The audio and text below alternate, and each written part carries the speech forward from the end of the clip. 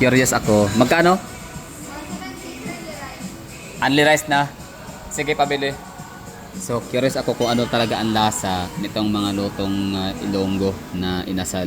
Although, syempre, kung kalasa ba siya ni Mang Inasal, gawa nung Ilonggo's beef talaga ang Mang Inasal. Like, gawa yan ni Edgar Injapsia. So, sa Bacolod Chicken naman, although di ako nakakain ng Bacolod Chicken sa Bacolod City, pero yung Bacolod BC, meron kaming BC sa Davao, ang dami. Bacolod Chicken, all-time favorite yan sa hindi nakakaalam. So, paborito natin kainin yan. So, masarap din ang Bacolod Chicken. Ngayon, susubukan natin na kumain ngayon. Actually, ang dami kagabi nung nasa city proper, doon sa City Hall, I mean sa Capitol. Oo. So, ang dami mga pagkainan doon nakahilira. So, more on chicken talaga sila, inasal. So, yun. Parang hindi ko talaga siya inaabil masyado. I mean, hindi pa ako nakakain so far ng manok ng mga inasal. I mean, ng Ilonggo. Iloilo. Ngayon, so ang tanong ko sa inyo, kanino kaya ang masarap? So, sa mga Iloilo out there, shout out po sa inyo. Alin ang mas masarap na inasal, chicken inasal? Iloilo chicken inasal. Hindi kasama yung mga inasal ha, tsaka yung Bacolod Chicken na branded. So, dito tayo sa yung gawang karinderya kasi ito yung pinaka-common, pinaka-normal, pang-ordinary o ano ba tawag diyan, basta yung parang may touch of Ilonggos and touch of Bacolod nun. So ngayon, if you're Ilonggo, please tell me kung gaano kasarap sa kanino ang mas masarap, Bacolod inasal or Iloilo inasal. And syempre, ang sagot ninyo ipaliwanag yung bakit. Ano ang lamang, if ever na mas masarap ang Iloilo City inasal or Iloilo inasal. So, paki-comment dyan, pakisabi ng rason bakit sa tingin nyo. At gano'n naman, kung mga taga-Bacolod dyan, kung sasabihin nyo mas masarap ang sa inyo, paki-comment din, no? Sa kung bakit nyo nasabing mas masarap kayo kumpara sa Iloilo inasal. So, yun. Kakain tayo dito, tapos syempre, Iloilo inasal. So, subukan natin. So, dito tayo pala sa sa Cabatuan Airport, Iloilo. So, kung inyong marapatin, kung okay lang sa inyo ha, na habang nag-aantay tayo na niluto ni Ma'am ang ating barbecue. Actually, luto naman na siya, parang iniinit na lang siya. So, habang inaantay natin yung Iloilo inasal, ay titingin tayo ng mga ulam at yung presyo kung magkano yung mga presyo kanila. So ito, ang ating in-order is 190 pesos, only rice, tapos hihingi tayo ng sabaw. So sa kabila, meron namang karinderya doon, pero dito ko gustong kumain kasi may sabaw, makahingi ng mainit na sabaw ng bulalo, karning baka. Ngayon, ang ulam nito, 60 pesos itong pakso na matambaka. Mahal ang matambaka daw ngayon. So I don't know kung ito bang presyo na matambaka dahil mahal siya, o baka ito talaga yung presyo. So orders ito. Magkano tong ganito ma'am? 60. 90. Tapos ito 60. Ano to? Munggo na may baboy. Okay. Magkano? Okay. Di ko alam to May ganito palang ulam. Yung yung ampalaya. 60. Yung bihon 60. So syempre iba yung presyo. Nasa sila, airport, mahal ang renta dito. Yung itlog ma'am, magkano? 25. Yung hotdog 25 din. Ito 220. And the rice na rin. Tapos yung rice, pag mag-order ng extra, magkano? 25. Yun. Ang saging, magkano piraso? 20. Thank you. So yun kasi nga may siya, diferensya ang kanyang presyo sa mga common sa labas ng mga eatery. Although di ko alam kung magkano sa labas ang eatery. So 90, 60, 60, benching ko ang itlog. So itlog, yan, 10 lang yan sa Davao ng mga karinderya, 10. 15 ganyan. 15 pala, 15. So dito naman, masarap naman ang ulam. Ito, gusto ko to. Paksiw na dilis. Magkano nga ulit kuya ang paksiw na dilis? 60. Ang dinuguan. Wow. Ang adobo 90 din. Ba yan? Hirap mga ano. Ito naman ay pork steak. 90 rin ako, yun, no? Ang pork steak. 90. Tapos ang extra rice. Uy, may lato.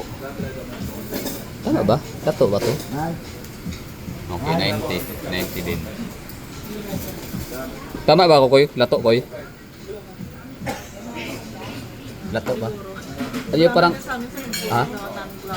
Ah, gulaman. Okay, kasi ang gulaman kasi yung dessert. Okay, lato. Pero green kasi dapat kulay nito eh. Ba't naging dark? Gulaman, okay, okay. Ah, Hilonggo nga naman pala talaga sadya. Kasi meron kaming kapitbahay pala dati. Mga Hilonggo, actually marami. No? May mga Cebuano, may mga Ilonggo. So talagang ano, gulaman tawag doon yung... Pero yung gulaman kasi, alam ko yun eh, yung guso, yun yung tawag sa mga Ilonggo na kapitbahay namin, gulaman.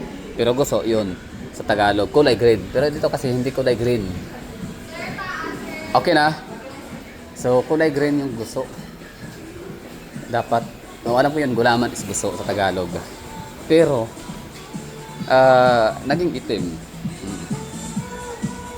Yung ano natin, 190 pesos na unlimited rice, tapos bulalo. Ano, so ang bango ng inasal, tsaka ang bango nung tawag nito. Ang bango nung sabaw. So ito na, enjoy na natin to. Let's go. Actually, hindi ako talaga kumakain ng mga inihaw, barbecue, kahit patuna, kahit paano kasarap yan. Basta meron din silang mga barbecue, ginigrill na baboy. Siyempre, isa lang yung grill pan nila. Example, mga lechon manok. Di ako nabili ng mga lechon manok sa lechon house kapag meron din silang liempo, ganun.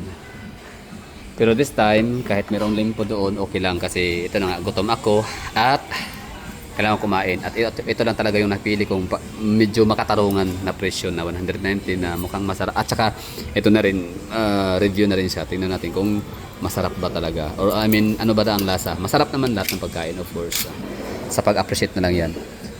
At specialty talaga ng Iloilo, mga inasal, di ba? So hindi naman siguro gagawa ng mga inasal si Edgar Injapsia kung hindi siya nakakatakim ng mga inasal o hindi siya lumaki sa lugar na expertise ay ang inasal na chicken.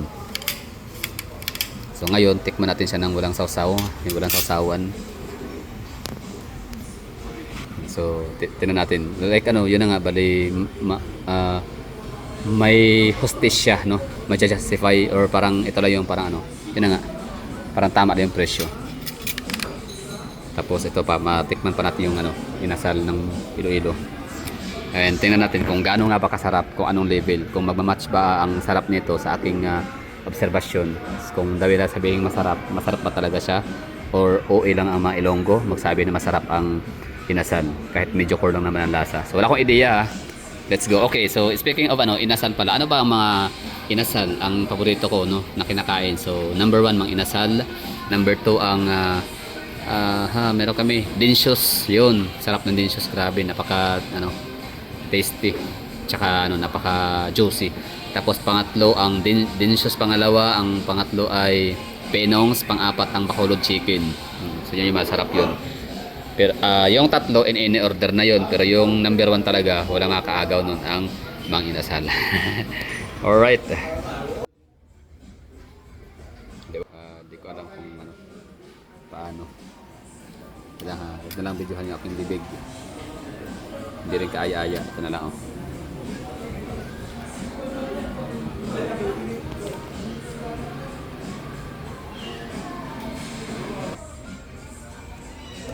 And now, yan. And now,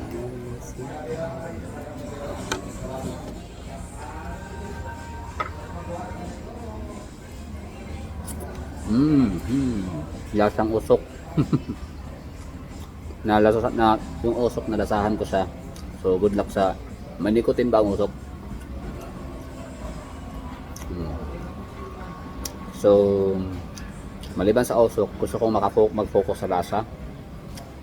Nasal.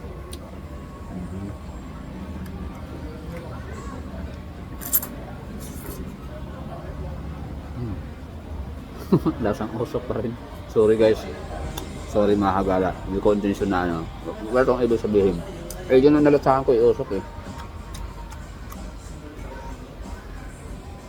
Kasi parang may gas. Sila ba yung naglagay ng ano? Nagpatak pa sila ng gas dun sa ano? Sa uling. Mm. Mm. So, masarap siya. Kasi pinapak ko. Okay. Ano, punto. Gusto ko siya, hindi siya ganun kaalat. Yes, savory pa rin siya. Pero hindi siya OA sa asin or sodium. So, pwede siyang kainin ng walang kanin. Well, preference ko yun. Preference ko yun ha. Na hindi masyadong maalat. Pero hindi siya matabang, malamang. Hindi siya... Lasang usok pa rin. I mean, grabe ang tapang ng usok. Talagang ano. Magpapapansin sa sa usok eh.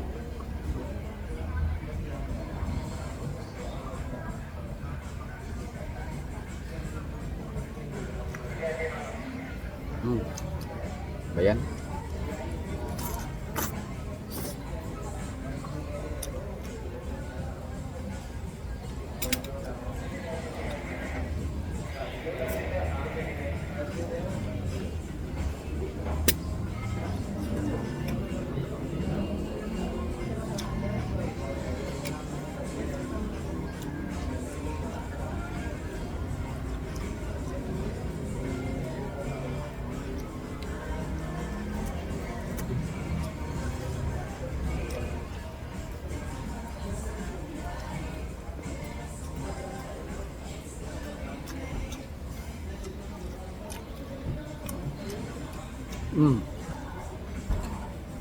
Tuloy.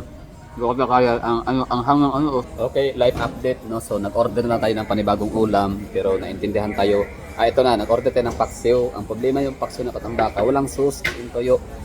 Eh di pretong na lang sana yun, pretong matambaka or grilled na matambaka, inihaw na patambaka para kasi ganun din naman eh.